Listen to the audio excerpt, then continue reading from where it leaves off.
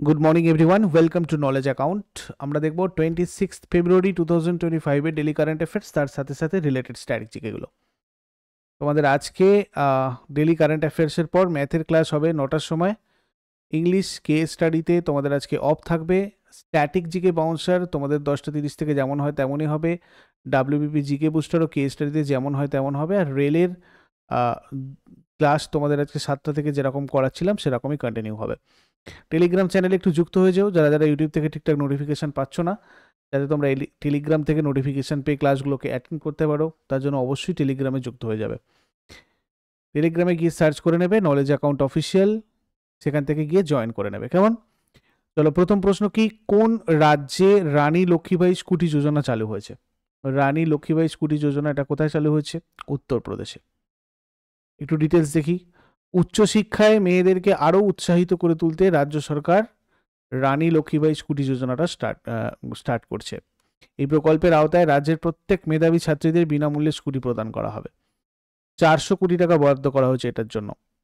এই প্রকল্পের মূল লক্ষ্য মেধাবী ছাত্রীদেরকে উচ্চশিক্ষার জন্য আরও উৎসাহ প্রদান করা, পরিবহনজাত সমস্যা দূর করে পড়াশোনাকে আরও সহজ করে তোলা, মেয়েদের আত্মনির্ভরশীল করে তোলা এবং তাদের ভবিষ্যৎ উজ্জ্বল করা। কারা কারা এই স্কুটি পাবে? আবেদনকারী শিক্ষার্থীকে অবশ্যই উত্তরপ্রদেশের স্থায়ী বাসিন্দা হতে হবে, দ্বাদশ শ্রেণী বা উচ্চ মাধ্যমিকে ভালো নাম্বার পেতে হবে, তার একটা আলাদা মানে মানদণ্ড থাকবে, নির্দিষ্ট একটা কি বলে রেঞ্জ থাকবে, সেই রেঞ্জের মধ্যে নাম্বার পেতে হবে। স্নাতক আর স্নাতকোত্তর স্তরেও ভালো ফলাফল করলে তবেই সুবিধা পাওয়া যাবে আর কি, স্কলারশিপের টাইপের। তবে এর পাশাপাশি পরিবারের বার্ষিক আয় 2.5 লক্ষ টাকার কমও হতে হবে। উত্তরপ্রদেশ গঠিত হয় 1950-এর 24শে জানুয়ারি। রাজধানী উত্তরপ্রদেশের লখনৌ, আন্তর্জাতিক সীমানা নেপালের সাথে রয়েছে। রাজ্যের সীমানা রয়েছে তোমার হচ্ছে 8টা রাজ্যের সাথে এবং একটা কেন্দ্রশাসিত অঞ্চলের সাথে। একটা কেন্দ্রশাসিত অঞ্চল হচ্ছে তোমার দিল্লি, বাদ বাকি 8টা রাজ্য উত্তরাখণ্ড, হিমাচল প্রদেশ, হরিয়ানা, রাজস্থান, মধ্যপ্রদেশ, ছত্তিশগড়, ঝাড়খণ্ড, বিহার। সরকারি ভাষা হিন্দি, উর্দু। এটা 1989 সালে দ্বিতীয় সরকারি ভাষা হিসেবে গৃহীত হয়েছিল এবং এটা তোমাদের পরীক্ষাতেও আসে। জেলার সংখ্যা 75টা বর্তমানে।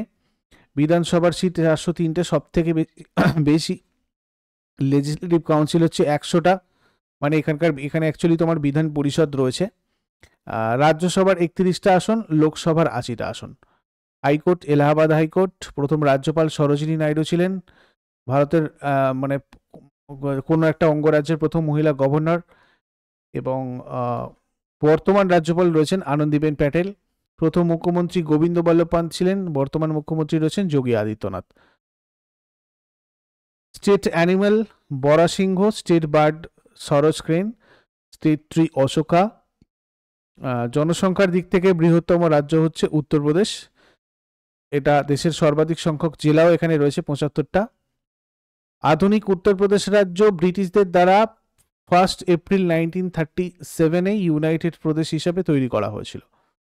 আচ্ছা, পরের প্রশ্নে যাওয়ার আগে সবাইকে বলে দিই, মান্থলি কারেন্ট অ্যাফেয়ার্সের A4 সাইজের PDF প্রিন্টেবল তোমরা ইবুক সেকশনে পাবে। ওখানে তোমাদের মান্থলি ইয়ারলি দুটোই আছে। আর তোমরা যদি কারেন্ট অ্যাফেয়ার্সের এই PDF এর সাথে সাথে 2024-23-এর ফুল মক টেস্ট পুরো বছরের এবং স্ট্র্যাটেজিকের মক টেস্ট এইগুলো একসাথে অ্যাক্সেস করতে চাও, সেক্ষেত্রে তোমরা কোর্সে গিয়ে কারেন্ট অ্যাফেয়ার্স অ্যান্ড স্ট্র্যাটেজি এই কোর্সটা 1 বছরের জন্য এনরোল করে নেবে। তো তোমাদের ওয়ান টাইম পেমেন্ট, 1 বছরের মধ্যে তোমরা এটা সমস্তটা করতে পারবে আর কি। আর গতকাল তোমাদের railway group D batch start হয়েছে, ইন্ট্রোডাক্টরি ক্লাস। তোমাদের এখান থেকে ফুল পেজে ক্লাস স্টার্ট হচ্ছে আজকালের মধ্যে থেকেই। আমি তোমাদের সমস্ত জিনিসটা ইন্ট্রোডাকশন ক্লাসে বলে দিয়েছি। আর আজকে তোমাদের জেনারেল স্টাডিজ ফাউন্ডেশন ব্যাচের ক্লাস আজকে থেকে স্টার্ট হবে, ঠিক আছে? পরিবর্তন ব্যাচ কোর্সটা WBP কেপির জন্য তোমাদের রয়েছে। নিপুণ ব্যাচটাও তোমাদের আজকে থেকে স্টার্ট হবে, ম্যাথ রিজনিং এর ক্লাস। বুলেট ব্যাচটা তোমাদের রেলওয়ে NTPC এবং গ্রুপ ডির জন্য, এটা ফার্স্ট ফাউন্ডেশন ব্যাচ ছিল। তবে এবারের ফাউন্ডেশন ব্যাচটা শুধুমাত্র রেলওয়ে গ্রুপ ডিকে ফোকাস করে। আর SSCর প্রিপারেশন যারা যারা নিচ্ছ, GD, MTS, CHSL, তাদের জন্য রয়েছে প্রাপ্তি ব্যাচ। এই ব্যাচগুলো কোনটা তোমার প্রয়োজন তার জন্য তোমরা কনসাল্ট করতে পারো আমাদের এই হোয়াটসঅ্যাপ নাম্বারে কল অথবা হোয়াটসঅ্যাপ করে। তারপরে 2025 সালের ফেব্রুয়ারি মাসে যুক্তরাজ্য ভারত ব্যবসায়িক সম্পর্কের অবদানের জন্য রাজা চার্লস তৃতীয় কাকে সম্মানসূচক নাইটহুড উপাধি প্রদান করেছেন? সুনীল ভারতী মিত্তালকে করেছেন। ভারতী এন্টারপ্রাইজেসের চেয়ারম্যান সুনীল ভারতী মিত্তালকে যুক্তরাজ্য ভারত ব্যবসায়িক সম্পর্কের অবদানের জন্য রাজা চার্লস তৃতীয় সম্মানসূচক night commander of the most excellent order of the British empire উপাধি দিয়েছেন। এই কেবিই মানে night commander of the British empire বিদেশি নাগরিকদের প্রদত্ত সর্বোচ্চ সম্মানের মধ্যে একটা। পুরস্কার বিতরণী অনুষ্ঠানটা নিউ দিল্লির ব্রিটিশ হাই কমিশনারের বাসভবনে হয়েছিল। তারপরে 71তম সিনিয়র জাতীয় পুরুষ কবাডি চ্যাম্পিয়নশিপে কে বিজয়ী হয়েছেন? সার্ভিসেস বিজয়ী হয়েছে। কটকে অনুষ্ঠিত হয়েছিল এটা 71তম সিনিয়র জাতীয় পুরুষ কবাডি চ্যাম্পিয়নশিপ, যেখানে সার্ভিসেস জিতেছে। ফাইনালে টাইব্রেকার হয়েছিল, যেখানে রেলওয়েকে 30-30 মানে 6-4 ব্যবধানে পরাজিত করে সার্ভিসেস জিতেছে। তারপরে কে সিডনি ক্লাসিক 2025 এর শিরোপা জিতেছেন? সিডনি ক্লাসিক 2025 শিরোপা জিতেছেন সৌরভ ঘোষাল। 2024 সালের এপ্রিলে পিএসএ ট্যুর থেকে অবসর নিয়েছিলেন। 1 জানুয়ারি 2025 তিনি প্রত্যাবর্তন করেন। অবসর থেকে ফিরে আসার পর তার প্রথম টুর্নামেন্ট সিডনি ক্লাসিক 2025 এর শিরোপা তিনি জিতেছেন। ভারতীয় স্কোয়াশ কিংবদন্তি সৌরভ ঘোষাল। 23 ফেব্রুয়ারি 2025 ফাইনালে তিনি মিশরের আবদেল রহমান নাসারকে সরাসরি গেমে পরাজিত করেছেন। সৌরভ ঘোষালের প্রধান অর্জন কি রয়েছে? 2018 সালের কমনওয়েলথ গেমসে মিশ্র মানে মিক্সড ডাবলসে রূপোর পদক, 2022 বার্মিংহামে অনুষ্ঠিত কমনওয়েলথ গেমসে এককভাবে এবং মিক্সড ডাবলসে ব্রোঞ্জ পদক, বিশ্ব স্কোয়াশ চ্যাম্পিয়নশিপের কোয়ার্টার ফাইনালে পৌঁছানো প্রথম ভারতীয় পুরুষ স্কোয়াশ খেলোয়াড় হচ্ছে সৌরভ ঘোষাল। তোমাদের এবারে পরীক্ষাতেও এসেছিল সৌরভ ঘোষাল কোন খেলার সাথে সম্পর্কিত আর কি। পুনে এটিপি চ্যালেঞ্জার 100-তে পুরুষদের ডাবল শিরোপা কে জিতেছেন? পুরুষদের ডাবলস টাইটেল এটা জিতেছেন জীবন নদুনচেজিয়ান আর বিজয় সুন্দর প্রশান্ত। পুনেতে এটা অনুষ্ঠিত হয়েছে। এটিপি মহা ওপেন এটিপি চ্যালেঞ্জার 100, এটাতে জীবন নেদুনচেজিয়ান আর বিজয় সুন্দর প্রশান্ত ডাবল শিরোপা পেয়েছেন। ফাইনালে অস্ট্রেলিয়ার ব্লেক বেলডন আর ম্যাথিউ ক্রিস্টোফার রোমিওসকে 3-6, 6-3, 10-0 পরাজিত করেছেন। পুরস্কার মূল্য হিসেবে তারা 7 লক্ষ টাকা পেয়েছে। নেক্সট, গোপীনাথ বরদলৈ আন্তর্জাতিক বিমানবন্দর কোন শহরে অবস্থিত, যার নতুন টার্মিনাল ভবনের নকশা সম্প্রতি উন্মোচন করা হয়েছে?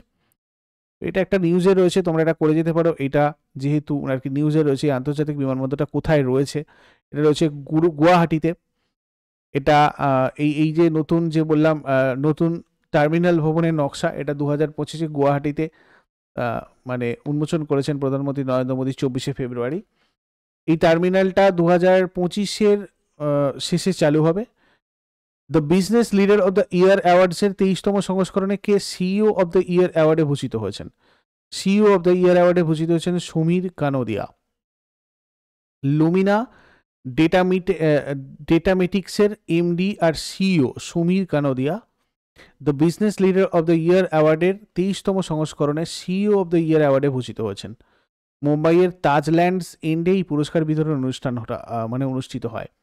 তারপরে কোন ভারতীয় রাজ্য মৃত্যুদণ্ড, যাবজ্জীবন কারাদণ্ড অথবা 7 বছর বা তার বেশি কারাদণ্ডের মামলায় জড়িত সাক্ষীদের সুরক্ষার লক্ষ্যে একটি সাক্ষী সুরক্ষা প্রকল্প চালু করেছে?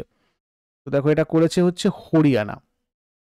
ফৌজদারি মামলায় সাক্ষীদের সুরক্ষার জন্য হরিয়ানা সরকার 2025 সালে হরিয়ানা সাক্ষী সুরক্ষা প্রকল্প চালু করেছে। হরিয়ানা গঠিত হয়েছিল 1966-এ। রাজধানী চণ্ডীগড়। আন্তর্জাতিক সীমানা কিছু নেই। রাজ্যের সীমানা 4টে রাজ্যের সাথে রয়েছে, একটা কেন্দ্রশাসিত অঞ্চল।